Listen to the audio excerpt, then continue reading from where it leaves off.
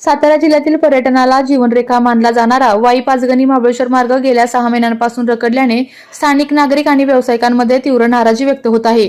वाई पाचगणी आणि महाबळेश्वर या प्रमुख पर्यटन स्थळांना जोडणारा हा महत्त्वाचा रस्ता ठेकेदाराने पूर्णपणे खोदून ठेवला असला तरी अद्याप कोणतीही ठोस उपाययोजना झालेली नाही।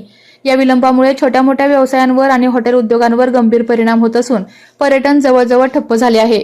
पर्यटकांनी या परिसराकडे पाठ फिरवल्याची स्थिती देखील निर्माण झाली आहे। सातारा जिल्ह्यात सत्ताधारी आघाडीचे 5 मंत्री आणि 2 खासदार असतानाही कामात गती नसल्याने नागरिकांचा संताप वाढत आहे। हा रस्ता पूर्ण होणार तरी कधी असा सवाल संतप्त नागरिक उपस्थित करत आहेत।